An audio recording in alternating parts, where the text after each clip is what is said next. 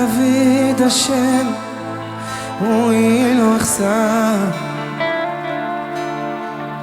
בנאות השם יביצני על מלוכות ינעלני נפשי ישובר ינחני במעגלי צדק למען שמו. Pessoal, bom dia. Bom dia. Vamos dar prosseguimento no nosso estudo. Nós continuamos no livro dos Juízes, capítulo 9 hoje. Livro dos Juízes, hoje no capítulo 9.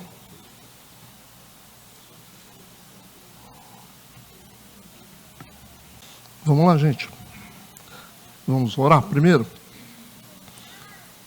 Pai Santo, no nome de Jesus, nós queremos te agradecer por essa manhã, por estarmos aqui na tua casa, na tua presença. Que teu Espírito Santo nos dirija e sejamos iluminados para que possamos compreender além da letra. Nós consagramos a nossa vida ao Senhor, em nome de Jesus, amém e amém. Vamos lá, pessoal.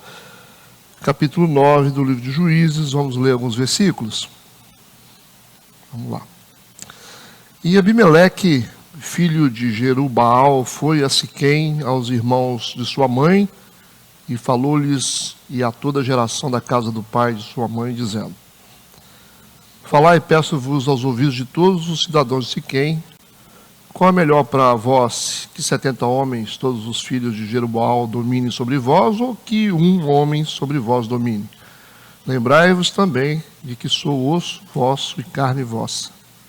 Então os irmãos de sua mãe falaram acerca dele perante os ouvidos de todos os cidadãos de Siquém, todas aquelas palavras, e o coração deles se inclinou a seguir Abimeleque, porque disseram: é nosso irmão. E deram-lhe 70 peças de prata da casa de Baal-Berite, e com elas alugou Abimeleque uns homens ociosos e levianos que o seguiram. E veio à casa de seu pai, a Ofrá, e matou a seus irmãos, os filhos de Jerubbaal, 70 homens sobre uma pedra. Porém Jotão, filho menor de Jerubbaal, ficou, porque se tinha escondido. Então se ajuntaram todos os cidadãos de Siquém e toda a casa de Milo, e foram e constituíram Abimeleque rei junto ao carvalho alto que está perto de Siquém. E dizendo a Jotão, foi e pôs-se no cume do monte de Gerezim, e levantou a sua voz e clamou, e disse-lhes: ouve-me, cidadãos de Siquém, e Deus vos ouvirá a vós. Foram uma vez as árvores a ungir para si um rei, e disseram à oliveira: reina sobre nós. Porém a oliveira lhes disse: deixaria eu a minha gordura, que Deus e os homens em mim prezam, e iria pairar sobre as árvores? Então disseram às árvores à figueira: vem tu e reina sobre nós. Porém a figueira lhes disse: deixaria eu a minha doçura, o meu bom fruto, e iria pairar sobre as árvores? Então disseram às árvores à videira: vem tu e reina sobre nós. Porém a videira lhes disse: deixaria eu o meu mosto, que alegra a Deus e aos homens, e iria pairar sobre as árvores? Então todas as árvores disseram ao espinheiro: vem tu e reina sobre nós. E disse o espinheiro às árvores: se na verdade me ungis por rei sobre vós, vinde e confiai-vos debaixo da minha sombra, mas se não, saia fogo do espinheiro que consuma os cedros do Líbano. Ok, tá ótimo. Vamos lá.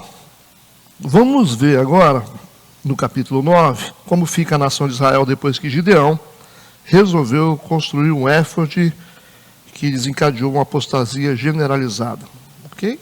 Todos lembram, né? Que antes de morrer, Gideão construiu um éfode, e foi bem discutido aqui esse assunto do éfode, né? Na semana passada, sobre a idolatria e a apostasia que foi desencadeada dentro de Israel. Agora, na sequência, depois da morte de Gideão, a gente vê aqui que Gideão teve 70 filhos, né? Essa conta aqui é teórica, tá? Vocês vão ver que tem mais um pouco. Versículo 1 e 2, vamos continuar.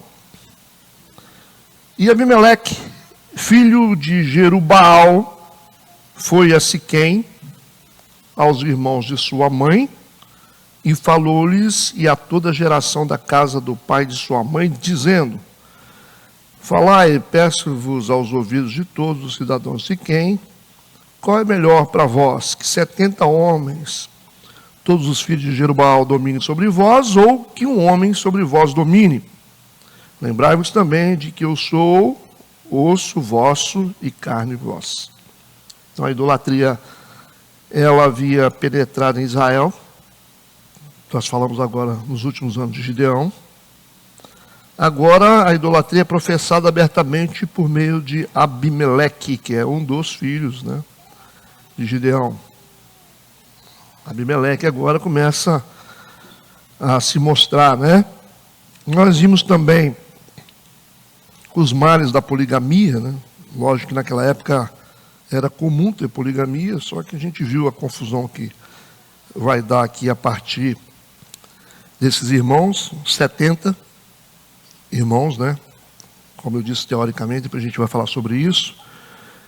E o Abimeleque aqui, ele vai fazer uma falsa insinuação de que os irmãos dele queriam poder. A gente está vendo que Abimeleque ele quer reinar.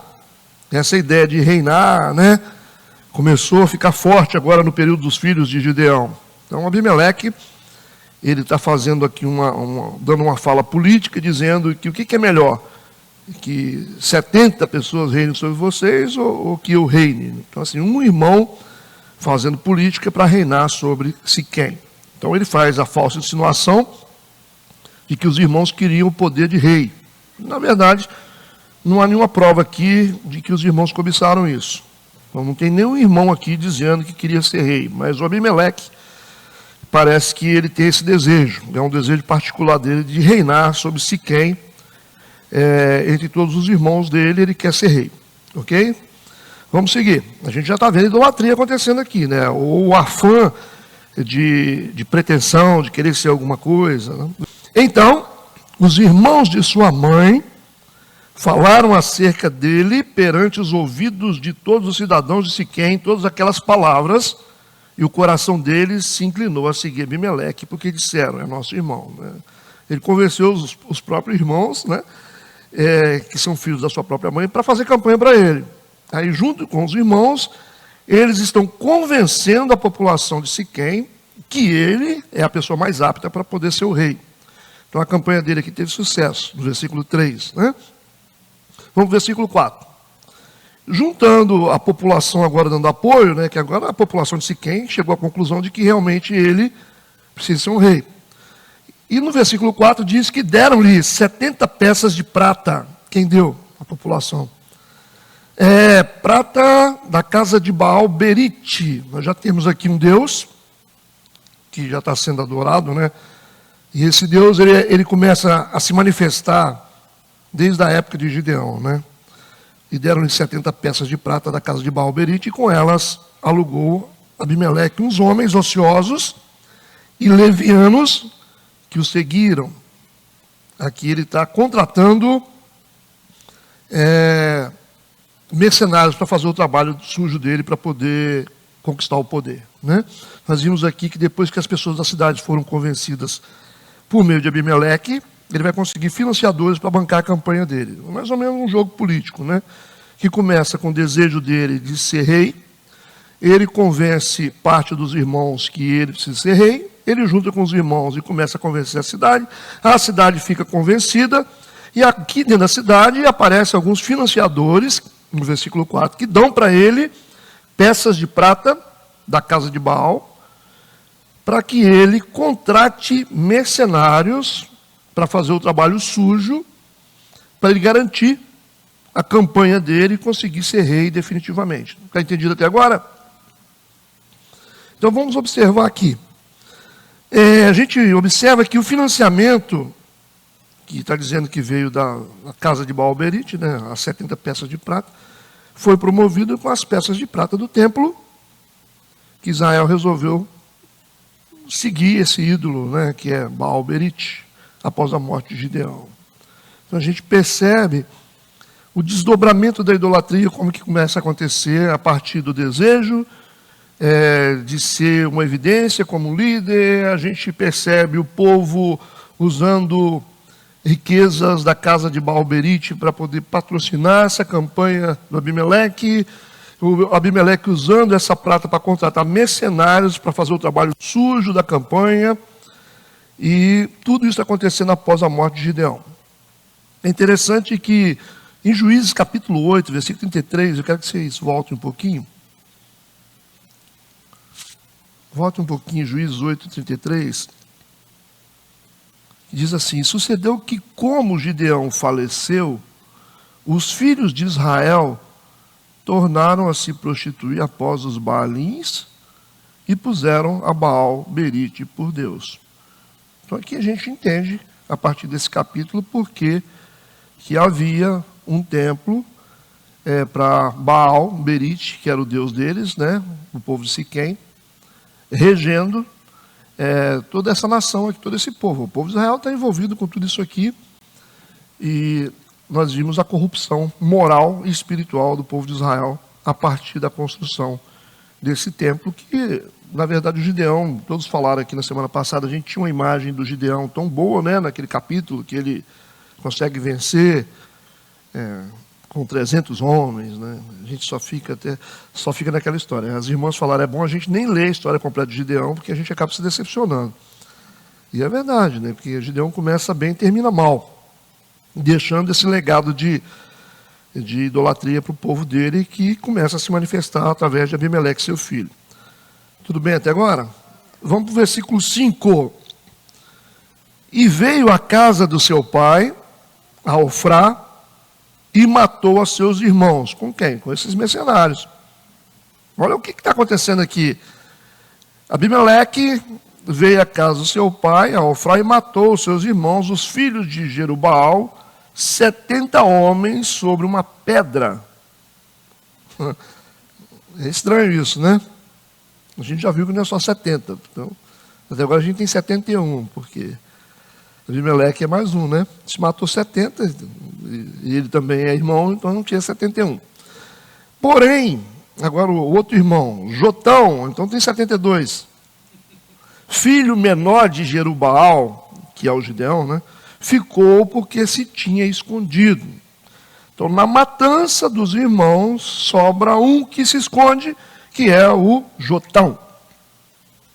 Agora, existem duas indicações aqui para o tipo de assassinato que Abimeleque fez contra os irmãos. Primeiro, pode ser que eles foram atirados de uma rocha. Esse é o primeiro entendimento dos estudos, né? Segundo, ou foram sacrificados em um altar de pedra.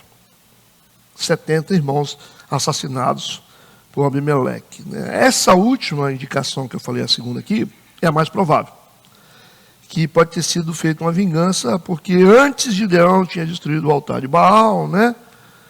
E por isso pode ter sido uma vingança por aquilo que o pai tinha feito, né? A cidade de Siquém está apoiando isso, porque já que Gideão destruiu o altar de Baal, agora nós vamos ajudar a matar os 70 filhos dele sobre um altar de pedra. Então, o mais indicado, o mais provável é que essa vingança foi feita assim, sobre um altar de pedra, ok?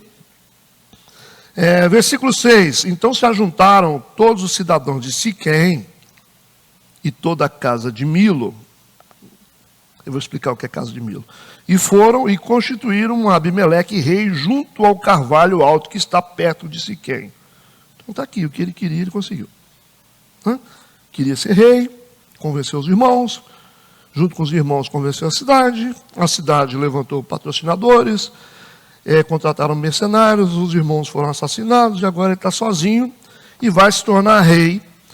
E o texto está dizendo que a casa de Milo, né, os cidadãos da casa de Milo aqui, na verdade, são os sacerdotes que trabalham no templo de Baal. Então, a casa de Milo é uma referência aos sacerdotes que trabalham no templo de Baal. Então ele teve apoio da sociedade civil e religiosa para poder ser rei. Certo? Conseguiu. Então a história de Gideão começa a ter um declínio aqui. Começa a cair, né? Mas isso foi predito lá atrás, quando ele constrói um éfode. A cerimônia de ordenação, então, foi feita num lugar alto, visível a toda a multidão. Por isso que ele está sendo ordenado aqui como rei de Siquém. Conseguiu o poder. Versículo 7. E dizendo a Jotão, o Jotão que é o filho que fugiu, está aqui, né? O filho novo que fugiu. Ele se escondeu do irmão para não morrer. Ele se põe no cume de um monte, depois que ele sabe da ordenação como rei do irmão. Né? Talvez nem seja uma ordenação, seja lá só uma posse mesmo. Né? Ele se coloca no cume de um monte de Gerizim e levanta a sua voz e clamou e disse-lhes: ouve-me, cidadãos de Siquém, e Deus vos ouvirá a voz. Vocês perceberam, parece um contexto político, né? Não é bem político? Totalmente político. Aqui parece que vai subir em cima de um palanque, né? Começa com a política quando Abimeleque resolve ser rei. E a maneira dele ser rei, primeiro é convencendo os irmãos, alguns irmãos, né? Que ele tinha que ser rei. Depois convence a população. Depois a população arranja prata para ele, para bancar a campanha dele, e ele aproveita esse dinheiro para contratar mercenários, assassinos, para matar os próprios irmãos. Oi? Fundo partidário. Depois que ele mata os irmãos, ele é reconhecido pela cidade e pela também a classe religiosa de que ele vai ser o rei. Né? O irmão que fugiu, que é a oposição, né? Que é o Jotão, agora ele vai tentar se manifestar politicamente, né? E o texto do versículo 7 diz que ele sobe no cume de um monte, que é o palanque da época, né? Levanta a sua voz e vai falar para o povo, quando ele sabe da notícia, né? Que o irmão dele, Abimeleque, se tornou rei. Ele está numa parte geográfica mais alta, né? Vai falar à população, vai ser bem ouvido aqui. E ele vai usar uma coisa interessante que vocês já ouviram falar, né? Sobre a parábola de Jotão, meio conhecida. Ele vai falar em parábola porque os orientais eles gostam muito, né, de parábolas. Eles usam esse método de transmitir reprovações através de parábolas de forma subjetiva. Eles mandam recados, né? Isso era muito comum antigamente. Os poetas, os escritores, os cantores, os escultores, eles usavam esse método para levar uma mensagem para o povo contra o governo, ou contra o império. Como não podia falar abertamente por causa da retaliação, o que eles faziam? Eles usavam essas técnicas de fala subjetiva. Aleijadinho fez isso muito em Ouro Preto, né? Para falar contra o império, sem o império perceber. As esculturas dele levavam uma mensagem para a população contra o império. Até hoje, você vê as esculturas, tudo que ele fez nas igrejas, né? Que ele fez um trabalho como artesão, são mensagens subjetivas contra o império. Ele está dizendo um monte de coisa, né? Só entende quem olha, observa bem mesmo. E da mesma forma, o Jotão aqui, ele vai usar essa técnica para transmitir uma reprovação, né, que ele não podia dar de outra maneira, por causa da retaliação e medo do irmão. Ele está escondido. Né? Então ele vai falar. Depois ele vai se manifestar abertamente. Ele vai tentar convencer o povo de que a decisão deles foi a decisão errada. Vamos lá, versículo 8 e 9. Ele vai começar a falar uma parábola. Falando para o povo: foram uma vez as árvores a ungir para si um rei. As árvores aqui, na verdade, são as pessoas de Siquém, né? Que estão querendo o rei. E disseram à oliveira. A oliveira, ela tem as suas propriedades, né? A oliva é azeite, né? Tem representação bíblica profunda, né? De unção. Então, assim, vai falar exatamente sobre esses elementos que são muito caros na sociedade. Primeiro ele fala sobre a oliveira. Então foram convidar a oliveira para ser rei. Então, a oliveira, quando foi convidada, ela disse o seguinte: deixarei eu a minha gordura, né, o meu óleo, né, que Deus e os homens em mim prezam para ir pairar sobre as árvores, para reinar sobre as árvores. Ela foi convidada, vem, Oliveira, reina sobre nós. Ela falou, não vou deixar o meu talento, a minha capacidade, né, a minha capacidade de frutificação, né, para poder reinar ou liderar os homens. Então, o primeiro convite foi feito a Oliveira, ela sabia do seu valor, e por causa disso ela recusou o convite. Certo? Aí vocês já vão fazer uma ideia do que está acontecendo aqui. Não para o lado de vocês, né? Vamos para o lado certo, tá? Depois nós vamos falar sobre isso. No versículo 10, 11, eles vão mudar agora. Então disseram as árvores à figueira. Nós vamos falar agora para a figueira, né? É o fruto. Vem tu, reina sobre nós. Porém a figueira lhes disse, deixarei eu a minha doçura, o meu bom fruto, iria parar sobre as árvores? Então eu não quero. Então eu vou deixar meus talentos, a minha capacidade, os meus dons, para poder reinar sobre as pessoas? Então eu não quero. O segundo convite para reinar foi feito para a figueira. Ela também sabia do seu valor em produzir bons frutos, por causa disso recusou o convite. Entendido. Versículo 12 e 13. Então disseram as árvores da videira. Nós vamos ver lá para aquela parreira de uva bonita, né? Vem tu, reina sobre nós. Porém a videira lhes disse, deixarei eu o meu moço, né, que é o vinho, que alegra a Deus e aos homens, e iria parar sobre as árvores. Terceiro convite, feito para a videira, que também conhecia o seu valor, e produzir frutos e vinho. Por causa disso, ela também recusou o convite. E aí nós temos aqui uma falha, que começa onde o homem recusa o governo de Deus, certo? E passa a querer ser governado pelos homens. Na verdade, não é nem o governo de Deus, é a liderança direta de Deus. Os homens não querem mais a liderança direta de Deus, não querem se submeter diretamente a Deus. Isso é coisa do mundo, né? Então, aqui, Israel quer fazer a mesma coisa. O Jotão está dizendo que o povo saiu a procurar alguém para reinar. Aí convidaram primeiro, né, uma que tinha valor, uma pessoa, um exemplo, né, que tinha muito valor, muitos dons. A pessoa falou, não quero. Aí foi para a segunda, que tinha muitos dons também, valor, ela também não quero reinar, não vou largar isso aqui. Né? E foi para a terceira, e também não aceitou. Agora nós temos um problema. Ficou um vácuo aqui. Vai sobrar para alguém que não presta. Deu para entender? É um ponto a ser observado. Quando os justos se omitem. Quando os que têm dons, os que têm capacidade, os que são capacitados por Deus, eles dizem assim, eu vou cruzar os meus braços, eu não quero essa responsabilidade. Certo?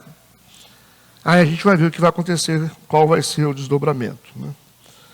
A gente para nesse ponto aqui para entender uma coisa. Eu sei que vocês estão associando isso à legitimação da participação dos evangélicos na política. Né? A maioria das pessoas vê isso na cabeça de vocês ou não? Vê? É um bom argumento para os evangélicos usarem para poder estar na política? É porque vocês estão com a cabeça de evangélico. Vocês não estão com a cabeça de justo. Porque na cabeça de vocês os evangélicos são justos. Não é isso? Esse é o problema, né? A gente acha que evangélico é justo e quem está lá fora não é justo. Então na cabeça da igreja é assim, tinha que ser os evangélicos para assumir a política, para liderar. Os evangélicos não quiseram, os ímpios entraram. Então essa é a mente. É porque a gente acha que só tem justo aqui dentro. Mas esse é o maior engano, né? Porque esse aqui é um lugar de muitos injustos. O que está sendo dito, a mensagem aqui é a seguinte, os justos deveriam assumir o controle das coisas. Os justos, não importa onde estejam. O justo pode estar lá fora, por que não? Você acha que não? Justo, pode ter justo, tem justo andando por aí fora, não está só aqui dentro, não. Se a gente for peneirar, vai ter um monte de injusto aqui, ou não? Vai sobrar pouco justo. A gente sabe disso, o que é a igreja hoje. Agora, a procura aqui é por um justo, não é por um evangélico. Deu para separar ou não? Ou vocês querem continuar, vamos continuar no raciocínio ou está difícil para entender? Está difícil para entender? A ideia aqui é primeiro procurar os justos. Aqueles que estão produzindo, são frutos bons. Por isso que a analogia aqui são os frutos. Não tem a azeitona aqui? Não tem o figo aqui? Não tem a uva? São frutos bons, né? Com boas características. Mas eles disseram, não, vou mexer com esse negócio não, porque a mensagem é essa. Os justos precisam tomar frente nas coisas. Os justos precisam fazer as coisas. Os justos precisam assumir coisas. Não está falando propriamente de política. Mas seria ideal que a política tivesse justos, ou não? A gente gostaria disso, né? Que na política os justos procurassem assumir posições de autoridade, os justos assumir posição de autoridade nos governos, na polícia, né, no judiciário, é isso, deveria ser, né? Mas quando os justos dizem, não, eu não vou querer ser um juiz, que é um juiz, depois tem, por que não? Não vou querer, né, entende? É igual dentro da igreja, irmão, você de liderar, não vou mexer com isso não, está muita dor de cabeça. Aí você vai fazer o quê? Aí você vai ter que pegar o espinheiro, irmão. Não vai ter jeito, não. Alguém vai ter que liderar. Então, esse é o problema. Vocês querem discutir sobre isso? Alguém tem alguma fala sobre isso? Está confuso? Ou a gente pode seguir adiante? Deu para entender? Está entendido? Então, vamos lá. E depois no corredor quer falar tudo, né? Depois no final quer falar tudo comigo. Aí no versículo 14 e 15, nós vamos ter a última opção. Então, todas as árvores, já que eles estão nesse afã, né, de querer ser liderado por homens, então todas as árvores disseram ao espinheiro, vem tu e reina sobre nós. Sobrou o espinheiro. Aí o espinheiro tem as suas condições, né? E disse o espinheiro às árvores, se na verdade me ungis por rei sobre vós, vinde e confiai-vos debaixo da minha sombra, vocês vão ficar debaixo de mim. Ok? Mas se não, saia fogo de mim, que é do espinheiro, que consuma os cedros do Líbano. Vai consumir todos vocês e até os cedros do Líbano. Tudo vai ser consumido, se vocês não se sujeitar debaixo da minha mão. Tem que ser do meu jeito, senão vocês vão ver. Considerando que os justos se omitiram em assumir responsabilidade sobre o povo, sobrou somente o espinheiro. Então o espinheiro assume aqui. E sob condições de ameaça. Entendido? Entenderam a mensagem do Jotão? O que ele está dizendo? O que o Jotão está querendo dizer é o seguinte. Vocês estão com tanta vontade, né, de terem um rei sobre vocês, e se recusando ao governo de Deus, que vocês estão dispostos até a eleger quem não presta. Vocês estão dispostos até a aceitar qualquer coisa sobre vocês, por causa desse desejo de ficar fora da mão de Deus. Essa é a mensagem do Jotão. Entendido? Sigamos. Versículo 16. Agora, pois, se é que em verdade e sinceridade agiste, já que vocês estão fazendo a coisa certa, ele vai dar uma palavra, já que vocês acham que vocês estão fazendo tudo certo, fazendo o rei Abimeleque, e se bem fizeste para com Jerubaal, que é o Gideão, né, e para com a sua casa, e se com ele usaste conforme o merecimento das suas mãos, já que vocês fizeram tudo certinho, elegeram o homem certo, se vocês estão achando que vocês foram justos com a família de Gideão, pelo que ele fez por vocês, livrando vocês dos midianitas, tudo certo. Ele falou, está certo.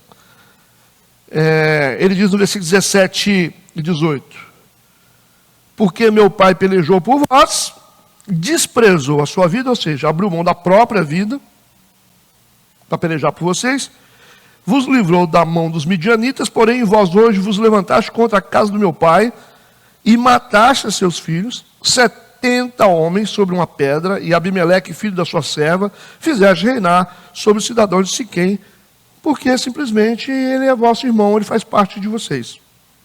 É a palavra que ele está dando, ele está em cima do palanque falando isso aí, certo? Para o povo, botando o povo para pensar.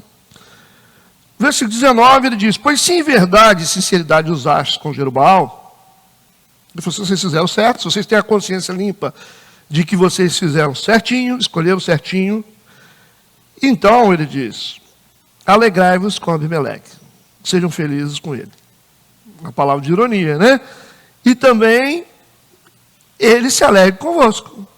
Então, vocês podem ficar à vontade, vocês com Abimeleque, e Abimeleque com vocês, já que vocês acham que fizeram a coisa certa. Ele já jogou assim, no ar, a consciência de vocês que vai pagar por isso e responder por isso. Já que vocês acham que vocês estão certos. Essa é a parábola do Jotão. No versículo 20, ele diz, mas se não, se vocês estiverem errados, aí que está o problema. Se a escolha de vocês for errada, vai sair fogo, sai fogo do Abimeleque. O fogo é o fogo da espinheira. E consuma os cidadãos de Siquém e a casa de Milo, que é o templo.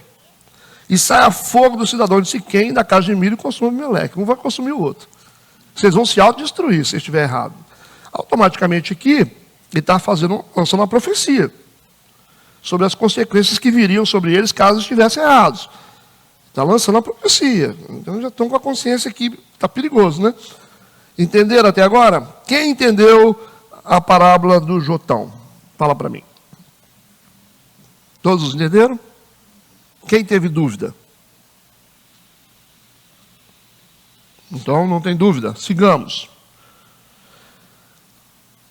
Agora, no versículo 21, depois que o Jotão falou isso, partiu o Jotão, fugiu e foi para Beer, e ali habitou por medo de Abimeleque, seu irmão. Lógico, soltou a granada e saiu correndo. Ele falou, eu sou bobo que eu vou ficar aqui? Correu. Vai se esconder, né? O Jotão vai se esconder. Agora vamos para o versículo 22 e 23. Havendo, pois, Abimeleque dominado 3 anos sobre Israel, não dominou muito tempo, tá? É pouco tempo. Não terminou nenhum mandato.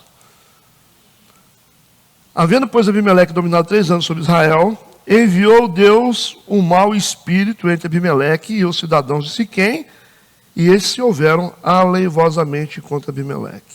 Interessante, né? Isso aqui mostra o controle de Deus sobre todas as coisas, quando a gente pensa que o diabo que domina as coisas, mas não domina, né? Está aqui. O diabo é quem ordena e quem determina é Deus. Porque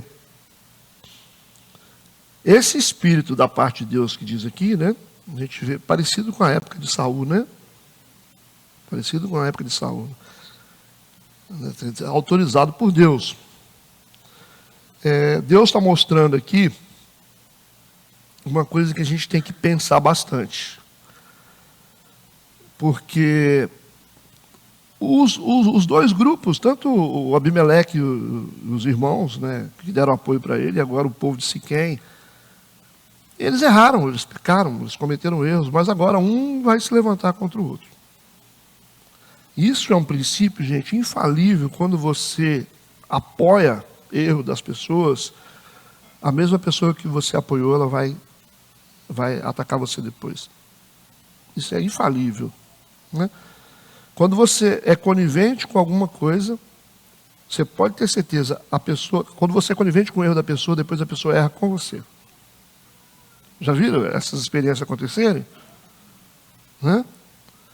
Vai ser contra você que vai ser feito o erro depois. Primeiro, contra as pessoas, você olha e apoia, você fica tranquilo, depois o erro vai ser contra você. Esse é um problema sério que acontece. E a gente vai ver claramente isso aqui. Versículo 24.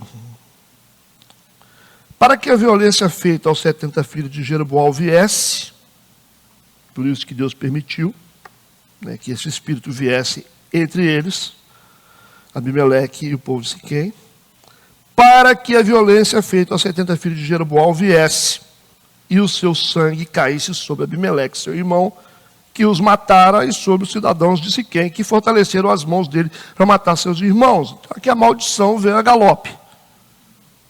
Deus vai cobrar de ambos o crime.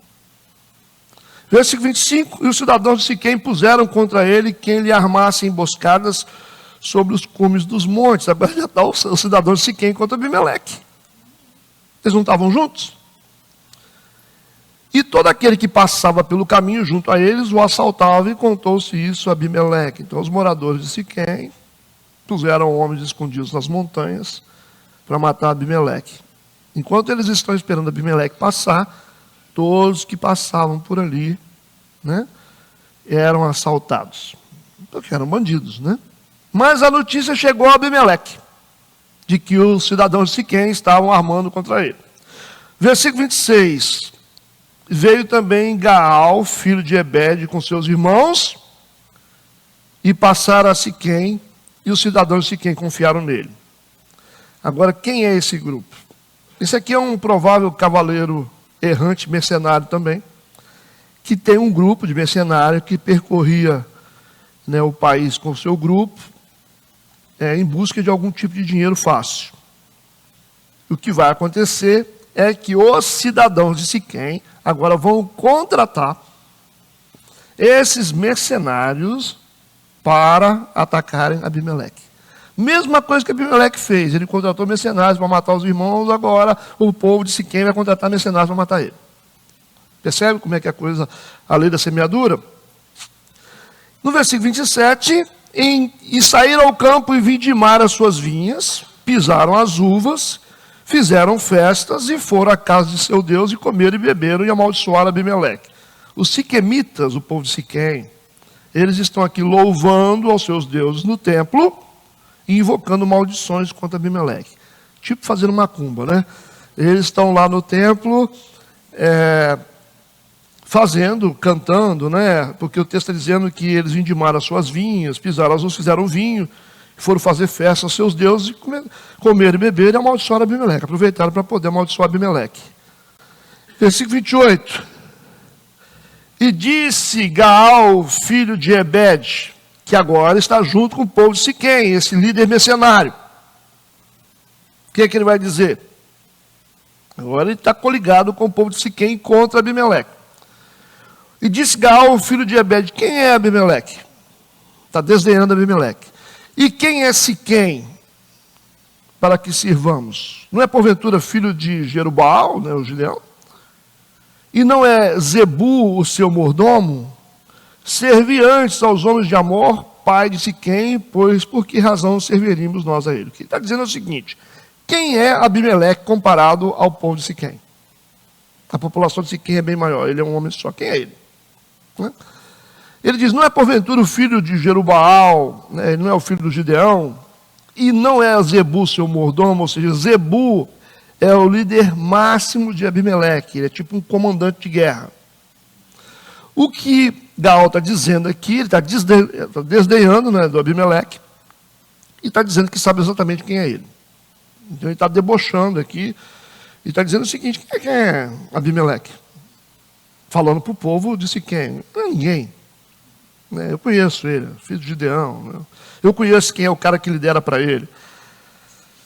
Agora no versículo 29, ele vai dizer o seguinte, o Gaal, que é esse líder mercenário que está a serviço de Siquém. Ele diz, se esse povo estivesse na minha mão, se Siquém estivesse debaixo da minha liderança, ele diz, eu expulsaria Abimeleque e diria a Abimeleque, multiplica o teu exército e sai. Entenderam isso aqui? Ele está expressando soberba, sugerindo aos siquenitas que coloquem como líder. Ele diz o seguinte, se eu fosse líder de vocês aqui, Siquém, sabe o que eu ia fazer com Abimeleque? Eu diria para ele, multiplique o seu exército e vem. E aqui, a gente vai para o versículo 31, e ouvindo Zebu, quem é Zebu? É o líder, o comandante do exército de Abimeleque. O maioral da cidade, abaixo de Abimeleque, é Zebu. Ouvindo Zebu, o maioral da cidade, as palavras de Gaal, filho de Ebed, se acendeu a sua ira e enviou astutamente mensageiros a Abimeleque, dizendo, esse envio astuto, com certeza sugere que ele deu uma ampliada na mensagem, né? Ele deixou a mensagem mais invocada. Falou mais coisa, viu? enviou absolutamente mensageiros a Abimeleque, dizendo: eis que Gaal, filho de Ebed, e seus irmãos vieram a Siquém, e eis que eles estão sublevando essa cidade contra ti. Entenderam isso? Agora, o general, o comandante de Abimeleque já está sabendo o que está acontecendo e já avisou para Abimeleque. Abimeleque já está sabendo que o povo de Siquém está armando contra ele. No versículo 32 e 33, a sugestão de Zebu: levanta-te, pois, de noite, dizendo a Abimeleque, né? Tu e o povo que tiveres contigo, e põe-te emboscada no campo. Levanta-te pela manhã ao sair do sol e dá de golpe sobre as cidades. E eis que, saindo contra ti, ele e o povo que tiver com ele, faz-lhe como puderes. Junta a quantidade de homens que você tiver, e você vai pegar eles em emboscada.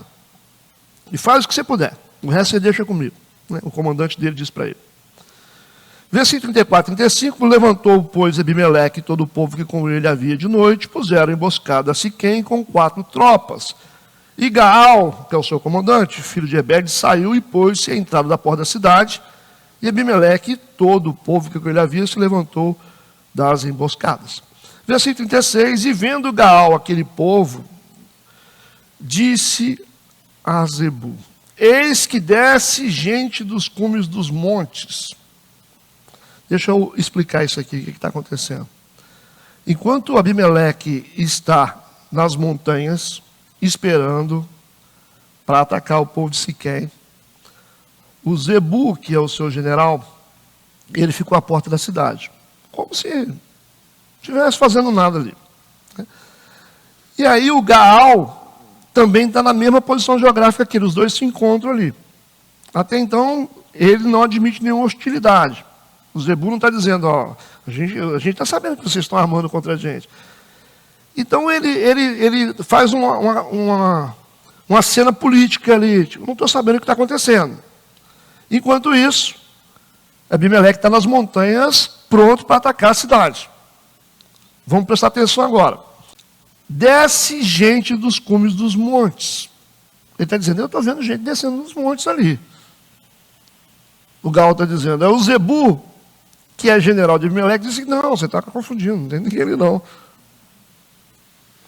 São sombras dos montes que parecem homens. Enquanto ele mente para ele, o exército de Abimeleque está se aproximando. Está ganhando tempo. Certo? No versículo 37, porém Gaal ainda tornou a falar e disse: eis ali desce gente do meio da terra. E uma tropa veio do caminho do carvalho de Meonenim. Ele está dizendo: tem gente, tem um exército descendo das montanhas contra a gente. E aí, o Zebu está fazendo com que Abimeleque ganhe tempo para se aproximar. Como estão compreendendo? No versículo 38, então, disse Zebu, agora ele vai se declarar: onde está agora a sua boca? Ele falou: cadê? Você não gosta de falar? Você não falou que Abimeleque não era ninguém? Você não falou isso? Onde é que está a sua boca? Com qual dizias: quem é Abimeleque, para que sirvamos? Não é este porventura o povo que desprezaste? Ele falou: sai, pois, peço-te, e peleja contra ele. Agora, declara o que você falou. Você não falou que Abimeleque não era ninguém? Então agora você sai e luta com ele. Agora já está próximo. No versículo 39, o Gaal sai com seu pequeno exército de mercenários. Saiu Gaal à vista do cidadão de Siquém e pelejou contra Abimeleque. Mas não vai conseguir, né? Versículo 40, Abimeleque o perseguiu, porquanto fugiu de diante dele, e muitos feridos caíram até a entrada da porta da cidade. Então, já perdeu a batalha aqui. Esse mercenário já fugiu. Abimeleque já conseguiu destruí-lo. No versículo 41, Abimeleque ficou em Aruma. E Zebu expulsou a Gaal e aos seus irmãos para que não pudesse habitar em Siquém. Agora a cidade não tem mais o apoio do mercenário Gaal. Ela está à mercê. Certo? No versículo 42, sucedeu no dia seguinte que o povo saiu ao campo. O povo pensou: já que a gente não tem mais o Gaal como mercenário para defender a gente, já vamos voltar a trabalhar, né? Vamos arranjar guerra mais com Abimeleque, não deixa ele aí na posição dele. Só que Abimeleque está com gosto de sangue na boca. No versículo 42, sucedeu no dia seguinte que o povo saiu ao campo, para quê? Para trabalhar. Saíram para trabalhar, não saíram para guerrear. E disto foi avisado Abimeleque. O povo que armou contra Abimeleque agora desistiu de lutar e saiu para trabalhar no campo. Mas o Abimeleque soube que o povo saiu para fora dos portões da cidade de Siquém. Você já sabe o que vai acontecer, né? No versículo 43, então tomou o povo e o repartiu em 3 tropas, pôs emboscadas no campo e olhou, e eis que o povo saía da cidade e levantou-se contra eles e o feriu, ou seja, matou todo mundo. Abimeleque matou agora uma parte grandiosa de cidadãos da cidade. O que está acontecendo aqui? Ele está matando o próprio povo, que ele reinava.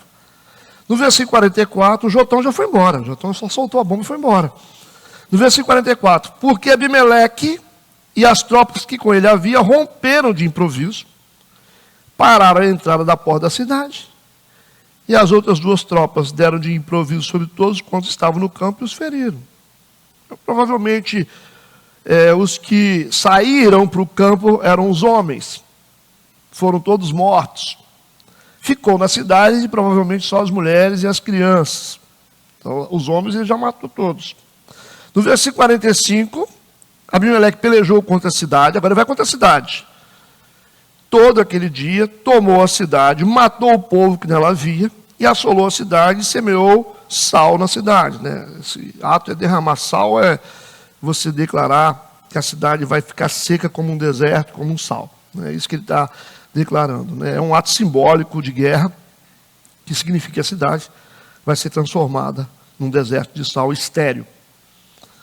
E ele matou os homens que saíram para o campo, ele matou as mulheres e as crianças, até agora. Versículo 46, essa história do Gideão não está acabando bem, né? Esse negócio do éfode. Versículo 46, o que ouvindo todos os cidadãos da torre de Siquém, agora o grupo religioso, né, entraram na fortaleza da casa do deus Berite. Essa expressão, nesse versículo aqui, torre, equivale às pessoas que serviam no templo de Baal, tá? Por isso que o texto está dizendo cidadãos da torre de Siquém, ou seja, as pessoas que trabalhavam no exercício sacerdotal do templo. Eles achavam que eles poderiam receber proteção espiritual do Baal. Por isso que eles estão indo para a torre do templo. No versículo 47, contou-se a Abimeleque que todos os cidadãos da torre de Siquém se havia congregado lá. Ele está sabendo que o pessoal correu para esse templo, que são os religiosos. Olha, ele matou os homens, ele matou as mulheres e as crianças, agora ele vai atrás do povo religioso, o povo da religião. Vai atrás do povo do templo. No versículo 48, subiu, pois, Abimeleque ao monte Salmor, e ele, todo o povo que com ele havia, e Abimeleque tomou na sua mão um machado, cortou um ramo de árvore, e o levantou e pô-lo ao seu ombro, e disse ao povo que com ele havia, o que me viste fazer, apressai-vos e fazê-lo assim como eu. Versículo 49, assim, pois cada um de todo o povo também cortou o seu ramo, seguiu Abimeleque, e pondo os ramos junto da fortaleza, queimaram-na a fogo com os que nela estavam, de modo que todos da torre de Siquém morreram, uns 1000 homens e mulheres. Todos que serviam no templo foram mortos também. Ele matou todas as classes, desde as crianças, as mulheres e o sistema religioso da cidade. Estão se autodestruindo. Doideira isso, né? No versículo 50, então Abimeleque foi a Tebes e a sitiou e a tomou. Tebes era uma cidade pequena que ficava a 20 quilômetros de Siquém. Um grupo de pessoas correram para essa cidade e se refugiaram lá. Agora eles vão ficar realmente numa torre. Havia, porém, no meio da cidade uma torre forte. Ali era uma torre mesmo, no sentido literal. Todos os homens e mulheres e todos os cidadãos da cidade se refugiaram nela e fecharam após si as portas e subiram ao eirado da torre. Os últimos remanescentes agora, que ele está atrás, estão em cima de uma torre, protegidos. Essa cidade possuía uma torre forte, né? No versículo 52, diz assim, Abimeleque veio até a torre e a combateu, chegou-se até a porta da torre para a incendiar. Abimeleque. É o que vai acontecer agora. Porém, uma mulher, aí que está o problema, né? Que eles não gostam de morrer pelas mãos de mulher, né? Oriental não gosta, acha que é humilhação, morrer pela mão de criança, de mulher. Porém, a mulher lançou um pedaço de mó, ou seja, uma pedra de moinho, né? Uma pedra assim de moinho. Ela subiu para a torre com a pedra de moinho na mão. Ela lançou sobre a cabeça de Abimeleque e quebrou-lhe o crânio.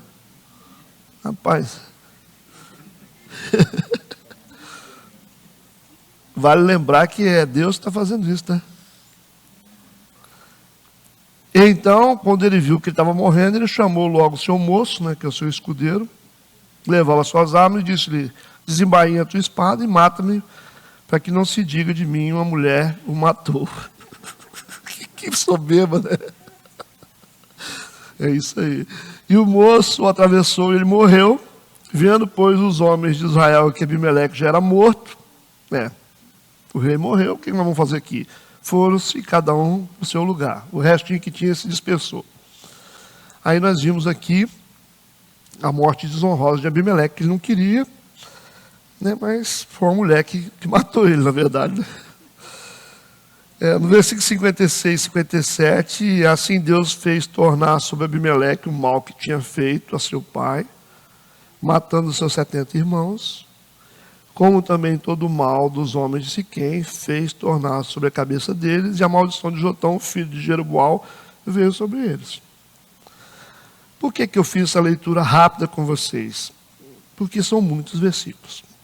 São 57. Né? Se eu ficasse, nós ia ficar aqui até 13h. Vamos pegar um condensado disso aqui para a gente tirar algumas lições importantes. Tá? De tudo. De tudo que vocês viram. Vamos tirar algumas lições dessa história. Que a gente aprende aqui. Primeiro, começa com o tempo de vitória de Gideão. Gideão tinha ganho a guerra com 300 soldados. Certo? E a vitória pode ser um momento perigoso.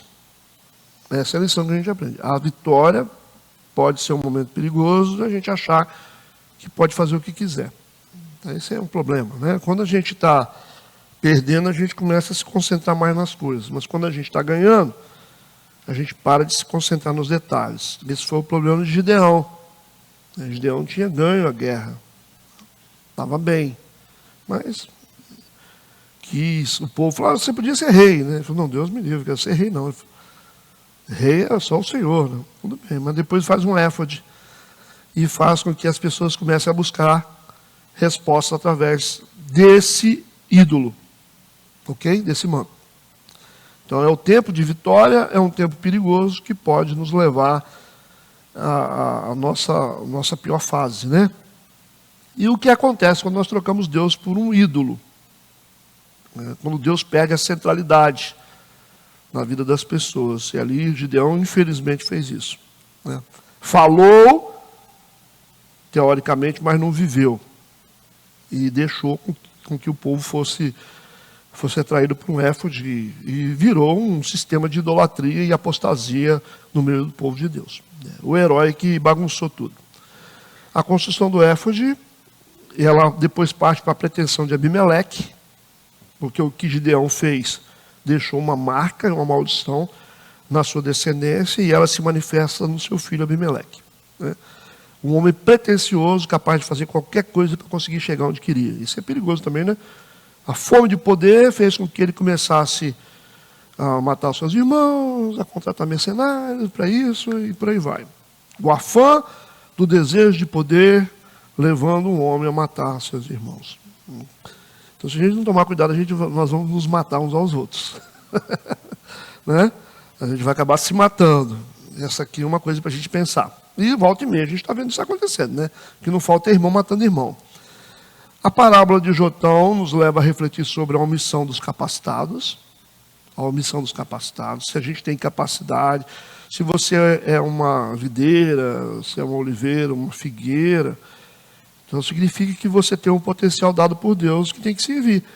Né? Então, às vezes a gente se omite das nossas capacidades. Temos a capacidade, mas a gente não quer assumir nada, não quer fazer nada.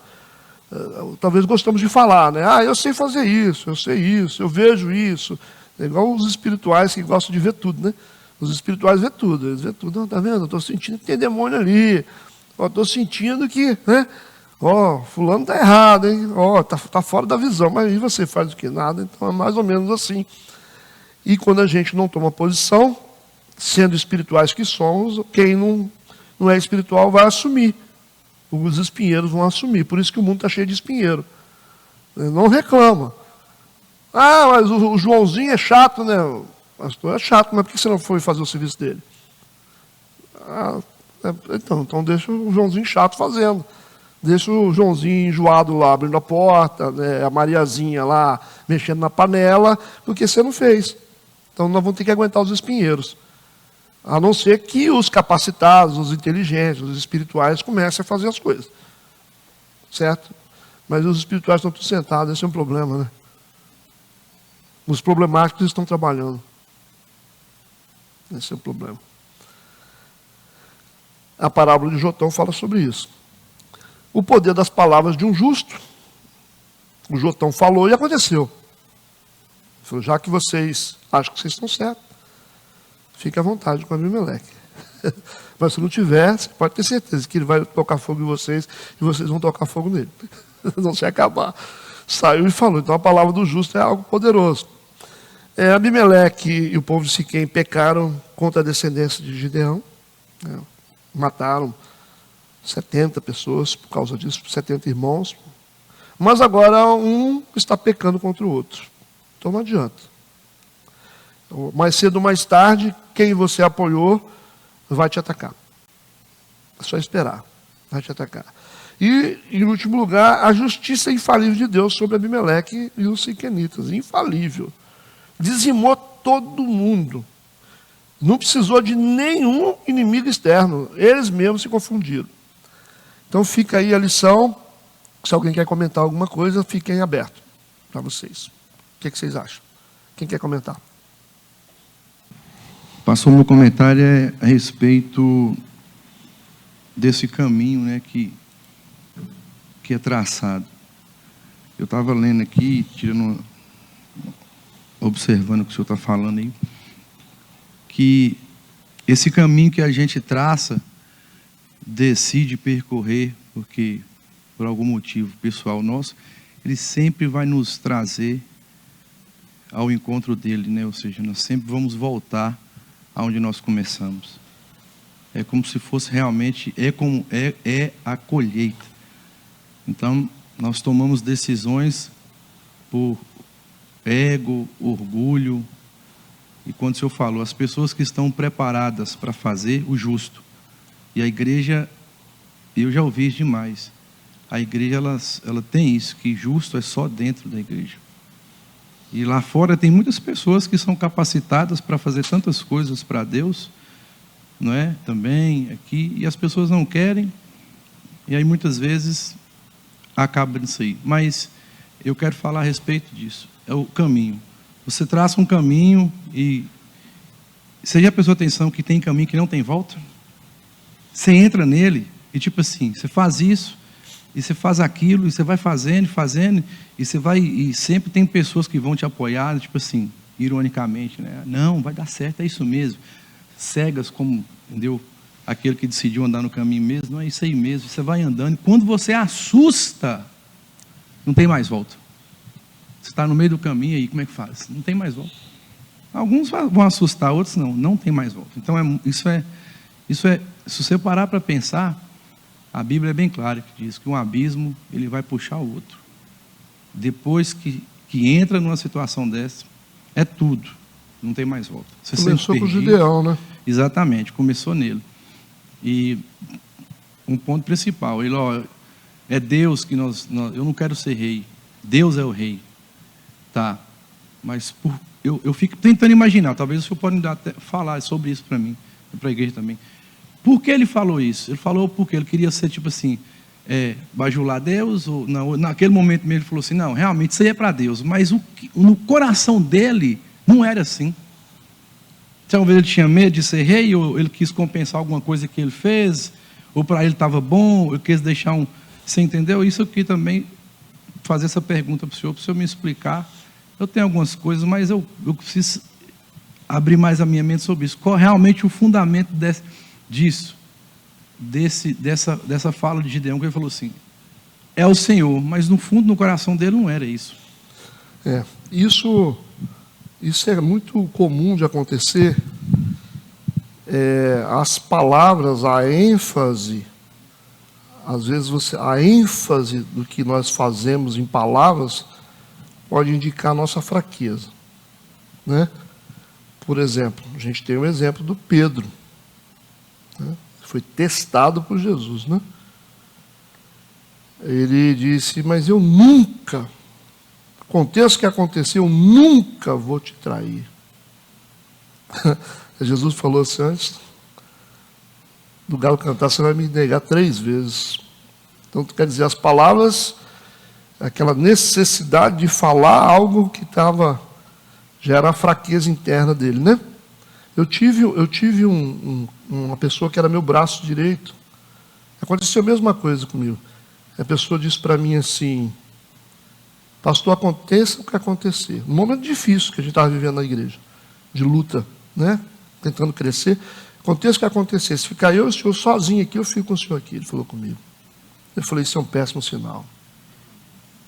Eu falei, isso é um péssimo sinal. Eu lembrei do Judas na hora. Do Judas não, do Pedro, né? Lembrei do Pedro na hora. Eu falei, meu Deus. Eu falei, o galo vai cantar. Ele falou, acontece o que acontecer. Ele falou, acontece o que acontecer. Se ficar só uma pessoa aqui, vai ser eu com o senhor. Eu falei, uai. Porque as pessoas falavam assim, o seu discurso, você vai ficar sozinho. Teve um cara que falou comigo, se você continuar com o seu discurso, a igreja vai fechar. Ele falou. E a igreja, ele fechou, e eu fiquei aberto. Ele morreu, cara. Então, quando ele falou isso, eu falei, ele está na fraqueza. Já está na fraqueza, que já está lutando contra essa decisão, né? E foi assim, passou uma semana, a mulher dele já estava tentando tirar ele da igreja, e ele saiu assim. Saiu da igreja, deixou e falou, meu tempo acabou. Eu falei, beleza. Então, assim, são coisas perigosas de se dizer. Eu acredito que essa vitória que Gideão teve, no fundo, ele ficou bem emocionado com esse negócio.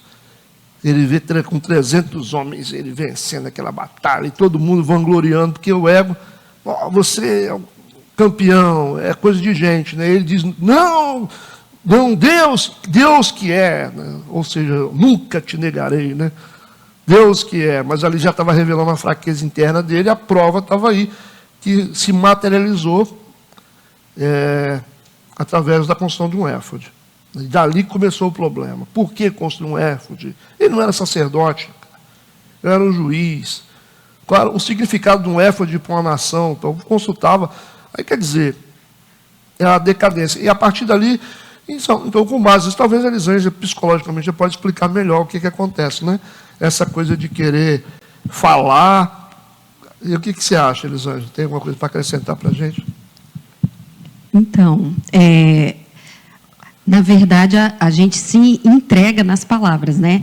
E é tão interessante que ele fala que não, mas ele coloca o nome do filho dele, aquilo que ele queria ser. Já estava dando sinal, né? Ele já deixou o legado para a continuação do desejo dele em cima de Abimeleque. Ele imprimiu no filho. Exatamente. Então, aqui a gente só vê uma continuação da concretização do que já estava no coração dele.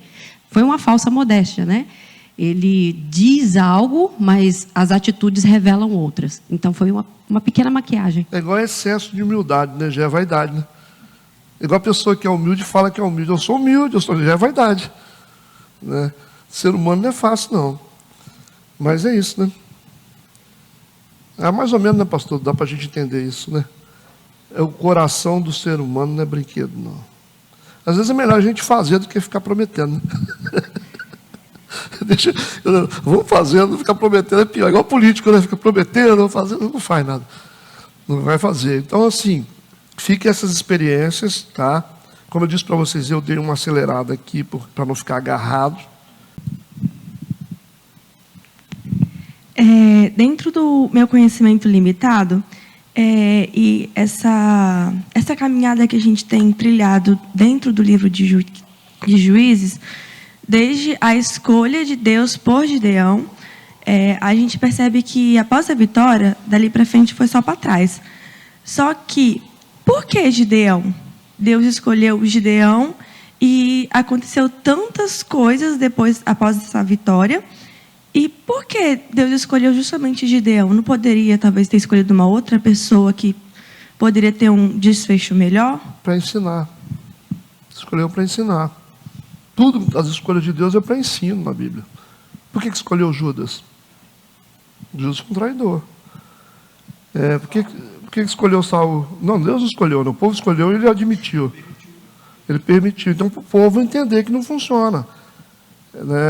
Às vezes, a gente aprende através dessas coisas. Para mostrar, por exemplo, se você vê a história de Judas, a lição mais forte de Judas, você fala, por que Deus escolheu Judas? Então, isso mostra também que nem todas as escolhas vão ser certas. Podia ter escolhido outro, escolher o cara para trair, para cumprir um propósito, né? Mas o Judas, ele era o braço direito de Jesus, porque ele era o tesoureiro. Né? Concorda? Ele era o tesoureiro. Como é que você bota o cara para mexer com dinheiro se não for um cara de confiança? Você coloca? Alguém aqui coloca para mexer com dinheiro se não for um cara de confiança? Então, isso está subjetivo na Bíblia, mas a gente sabe disso. Como é que você vai botar um cara para mexer com as finanças se não for um cara de extrema confiança? Então, o Judas era um cara de extrema proximidade de Jesus. Mexia com algo muito importante. Número 1. Aí vem a pergunta, por que Jesus, quando ele tinha que fazer algumas obras, em alguns lugares, ele não levava o Judas, levava o João, o Pedro e o Tiago? Entendeu? Vamos supor aqui, o Dudu é meu braço direito, o Dudu mexe com a coisa mais importante da igreja. Aí vamos supor, eu vou fazer uma visita na casa da dona Joana lá, aí eu chamo o meu amigo Wanderson, né? Eu chamo o Tiago, chamo o Pedro lá, mas eu não chamo o Dudu. Como é que vai ficar o coração do Dudu? Vai ser fácil para desdobrar para ser um traidor. Então você vê que o próprio Deus provocou a lição de que nós não sabemos lidar com isso. Nós não sabemos lidar com essas coisas. O Judas, ele toda vez, Pedro, Tiago e João, ele deixava os discípulos lá de fora. Ele ia para o monte orar, ele deixava todo mundo lá de fora, só entrava com os 3. Os queridinhos dele, sério, Jesus fazia isso. Era Pedro, Tiago e João. Só dá a eles. O Judas não aparece. O Judas não aparece. Como é que você pega uma pessoa que é uma pessoa de importância ministerial e você não faz ele aparecer na história de forma relevante? Aí vem a pergunta. Então, assim, são as coisas espirituais. Talvez o próprio Deus faz essa provocação para ensinar a gente como nós não sabemos lidar com isso, quando as coisas não são do jeito que a gente quer. Pastor, eu estou com você há 5 anos. O Dudu chegou agora, tem 1 ano. Isso é coisa de igreja, né? Pastor, eu estou com você há 20 anos, né? O Pedrinho chegou agora, tem 1 mês, você já colocou ele aí. Então Deus está dizendo a mesma coisa para a gente. É o Judas dizendo assim, eu estou mexendo com sua grana, estou mexendo com a grana do ministério, estou do seu lado aqui de confiança, você vai chamar só o Pedro, Tiago e João? Então a Bíblia é muito profunda, é a forma de Deus nos instruir como que é o coração das pessoas. Né? O Pedro era um cara terrível, difícil de lidar, mas foi moldado. Primeira pregação dele, 3.000 almas converteram. Um cara grosso, né? Não era igual um Mateus, coletor de impostos, um Lucas, doutor, né? Era um cara grosseiro. Mas a prova é como Deus transforma. A lição de Pedro é como Deus transforma as pessoas. A lição de Judas é como pessoas próximas podem se rebelar quando as coisas não acontecem do jeito que quer. São lições. Certo? Então, assim, a Bíblia, eu procuro entender essa maestria de Deus o tempo todo, porque é isso. Vai escolher sim. Por que escolheu Paulo? Aí ele falou, ele é um vaso escolhido para mim. Não podia ter escolhido outro.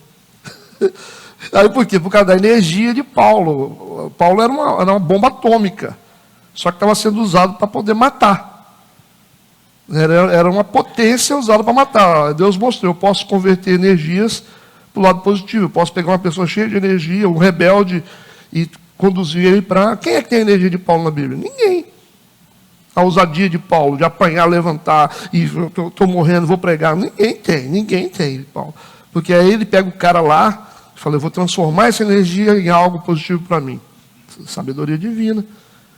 Como é que Deus transforma as pessoas. Os mais rebeldes da igreja, quando são transformados, são as maiores potências. Por isso que pastor tem mania de desprezar pessoas que falam. Pessoas que falam, quer fazer as coisas. É os malucos que fazem as coisas, filho. Não tem jeito, não. Ué. Os sabichões que ficam assim, Pai do Senhor. Isso não faz nada, não. Não faz nada, não. Quem faz as coisas são os que vão para cima. São os falantes, intrometidos, que fica assim. É igual a mulher futriqueira. Mulher futriqueira, quando é convertida, vira evangelista.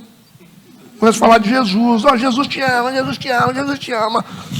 É futriqueira. Deixou de ser futriqueira para ser evangelista. Isso aí. É transformar a futricagem em evangelismo. Fala da vida dos outros, ela fala de Jesus.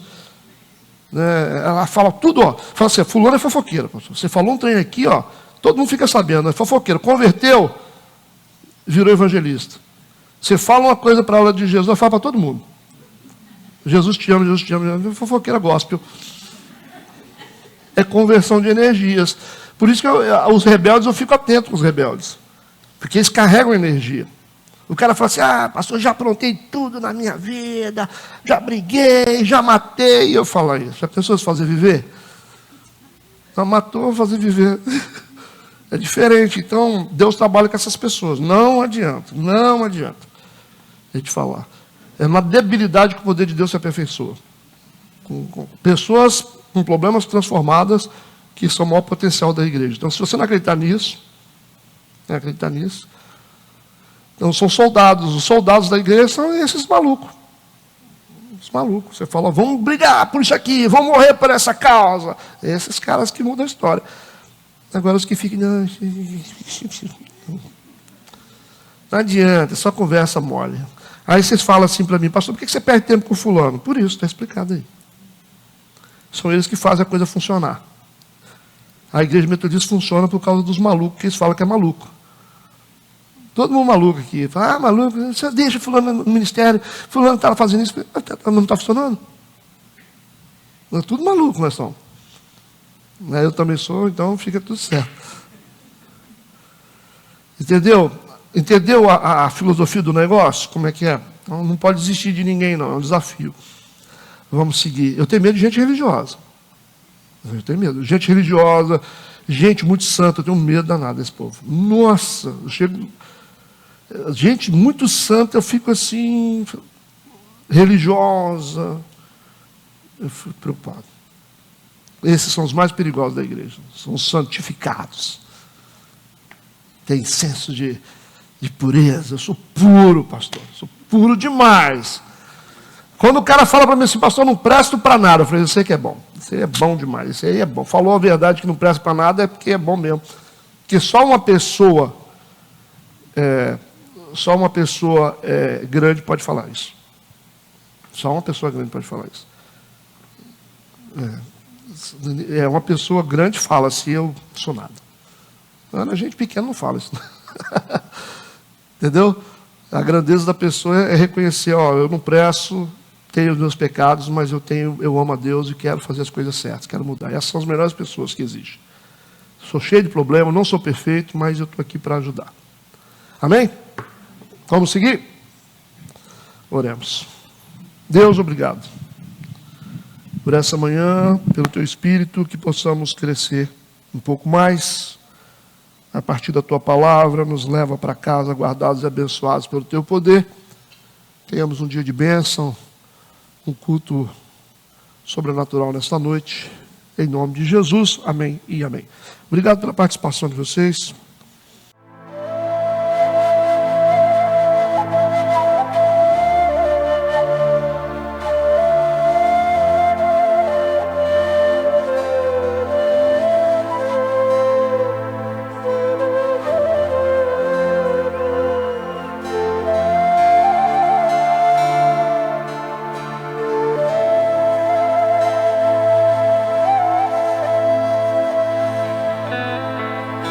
מזמור לדוד השם, הוא לא יחסר. בנאור דשא יביצני, על מי מלוכות ינעלני. נפשי ישובב, ינחני במעגלי צדק למען שמו.